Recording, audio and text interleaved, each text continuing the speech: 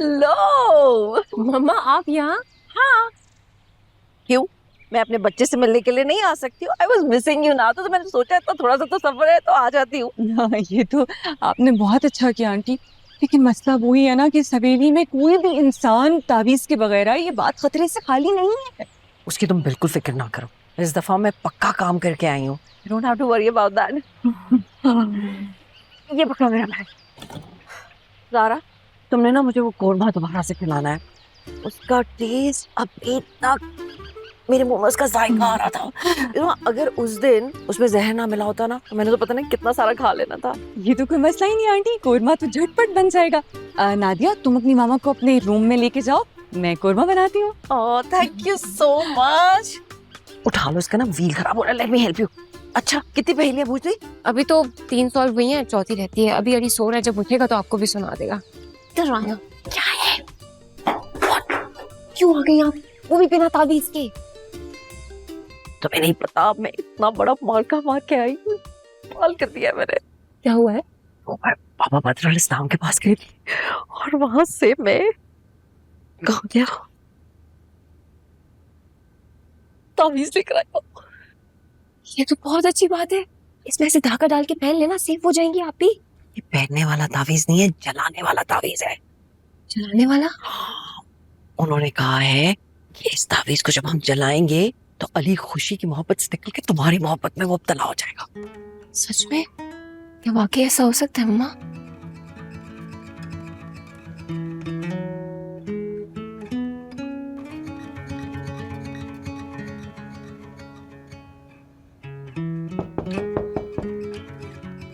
आ जाएं।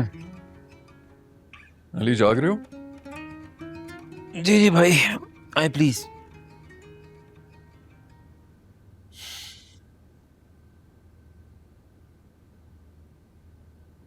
क्या हुआ?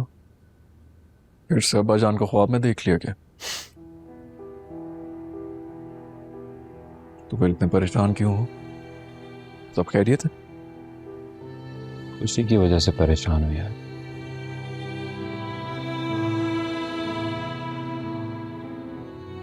हाँ, मुझे याद आया। समीरा है ना, वो बता रही थी कि इनके तावीज मौसाती तौर पर असर करते हैं। सोचिए, जिन्नाती ताला टूट गया था उनके तावीज के असर से। जी, और जब हम इसे जलाएंगे तो वो जिन की बच्ची जो है ना, वो मलियामेट हो जाएगी। लेकिन मामा, आपका क्या होगा अगर उन जिन्नात ने आपको नुकसान पहुंचाने की कोशिश की तो? आप 2 दफा बाल बाल बची हैं। ऐसा कुछ नहीं होगा मुझे, मेरी फिक्र मत करो। मैंने बस ये मगरिब के वक्त जलाना है, उसके बाद मैं हवेली से निकल जाऊंगी। फिर मैं जाऊंगी बाबा जी के पास और फिर वहां से तावीज लेकर आऊंगी हवेली के लिए। अच्छा चले, आप जाके फ्रेश हो जाए। मैं जरा सारा आपी को देख लूं, उनको हेल्प की जरूरत ना हो, बेचारी कब से अकेली लगी हुई है। और फिर अली का भी कुछ पता नहीं कब पहली उंगली मुझे बुला ले। अभी तो सो रहा है, उठते ही मुझे ढूंढना शुरू कर देगा। तुम कब से अपनी डोरमैट बन गई हो? कोई जरूरत नहीं है, मैं जाऊंगी ज़ारा की जाके मैं हेल्प कराती हूँ, तुम जाओ। Okay, love you. Ali please, इस बात को दिल से निकाल लो यार। जिन्नात के साथ इस किस्म का रिश्ता नहीं रखा जा सकता। इस किस्म का क्या, किसी भी किस्म का रिश्ता नहीं रखा जा सकता यार। वो आग से बनी हुई मखलूक है और आग का काम जलाकर भस्म करना है। अब अच्छी तरह जानते हैं ना कि आप मुझे नहीं समझा सकते, खास तौर पे उस वक्त जब मैं हक पर हूं। उससे बहुत मोहब्बत करता हूं यार। मैं उसके बगैर जिंदगी गुजारने के बारे में सोच भी नहीं सकता। इसलिए प्लीज इस टॉपिक पे कोई बात ना कीजिएगा, प्लीज। ठीक है अली, तुम्हारी जिंदगी है, तुम्हारे फैसले हैं, जो तुम्हें ठीक लगता है तुम करो। लेकिन कल को अगर कुछ बुरा हुआ ना, तो मेरे पास रोते हुए मत आना, क्योंकि उस वक्त मैं तुम्हारी कोई मदद नहीं कर सकूंगा। Thank you and I love you. आपकी इतनी सी इजाजत भी ना मेरे लिए बहुत है यार। और आप देखिएगा, इंशाल्लाह मेरे इस फैसले पे आपको बहुत खुशी होगी। अच्छा, तो ये सारी पहेलियां खुशी तक पहुंचने के लिए हल की जा रही थी? अरे नहीं यार, सिर्फ खुशी तक पहुंचना मेरा मकसद नहीं है। मैं अब्बाजान की ख्वाहिश भी पूरी करना चाहता हूँ। ये हमारी हवेली है, हम इसके असल मालिक हैं। आज़र को यहाँ से जाना होगा। और मुझे यकीन है कि खुशी इस मकसद में हमारा साथ देगी। तुम्हारा कहने का मतलब है कि खुशी अपने घर वालों को इस हवेली से निकालने के लिए तुम्हारी मदद करेगी? जी, वो मुझसे इतनी ही मोहब्बत करती है।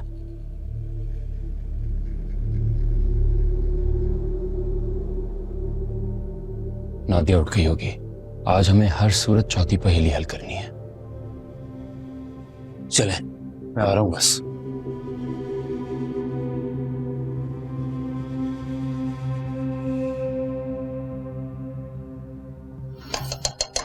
ज़ारा कितनी अच्छी खुशबू आ रही है। है ना? बस सब कुछ डाल दिया है, अब ये डालूंगी और आपका फेवरेट कोरमा तैयार। Thank you so much. सुनो, नादिया को भी कुछ सिखा दो। अब हमेशा तुम्हें तो नहीं बोलूंगी ना कोरमा बनाने के लिए। तो आप टेंशन क्यों ले रही हैं? बस एक मर्तबा अली और नादिया की शादी हो जाने दे, फिर मैं उसको सब कुछ सिखा दूंगी। हम दोनों और करेंगे क्या जब यहाँ होंगे तो। दिल तो मेरा भी यही है कि उन दोनों की शादी हो जाए। ये नादिया तो मुझे कोई और ही कहानी सुना रही है। पता नहीं आंटी, हम तो उस दिन शादी से मिले भी नहीं है। पता नहीं कौन है, कैसी है, और हमारे अली पे पता नहीं क्या जादू कर दिया। असद तो इस रिश्ते के लिए किसी सूरत तैयार नहीं है, और मैं अच्छी तरह जानती हूँ कि वो कभी नहीं मानेंगे। हाँ, लेकिन अली की शादी कभी ना कभी तो होनी है ना। जिन शादी से उसका पीछा कैसे छुड़ाओगे तुम लोग? मैंने तो सुना है जिन्नात अगर किसी के इश्क में मुब्तला हो जाए ना तो बड़ी मुश्किल से उसका पीछा छोड़ते हैं या छोड़ते ही नहीं है। तो हम तावीज करवाएंगे, किसी आमिर बाबा को बुलाएंगे। आपको पता है असद कह रहे थे कि हम अली को इस तरह आग में कूदने नहीं दे सकते। जाहिर ही बात है। वैसे मेरे पास एक हल है इस चीज का, और मैंने उसके ऊपर काम भी शुरू किया। रियली? तो बताइए ना क्या है। वो तुम्हें याद है ना समीरा, उसने एक बाबा जी से तावीज लिया था जब इस हवेली के जिन ने कैद कर दिया था उसके शौहर और उसको। तो बस मैंने भी उसी बाबा जी से तावीज किया है। सच में? तो उसका करना क्या है? अली को देना है या उस खुशी को पिलाना है? अरे नहीं, पिलाना पुलाना कोई नहीं है। बस हवेली के किसी कोने में जाके उस तावीज को अली की नजर से बच के जलाना है। फिर तुम देखना, अली को उसकी सच्ची मोहब्बत मिलने से दुनिया की कोई ताकत नहीं रोक सकेगी, कोई भी नहीं।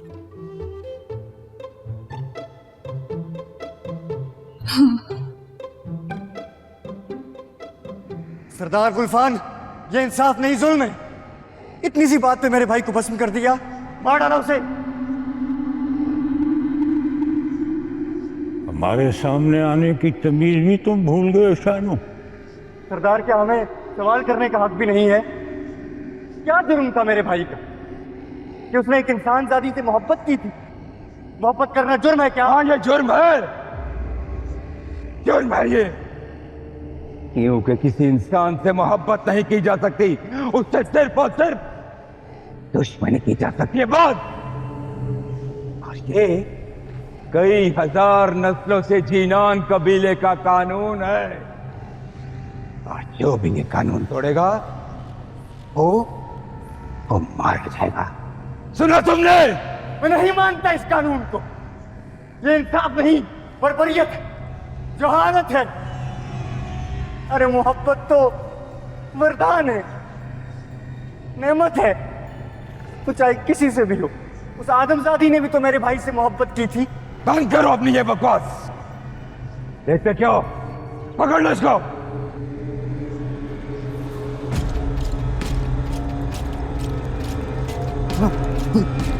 हाँ।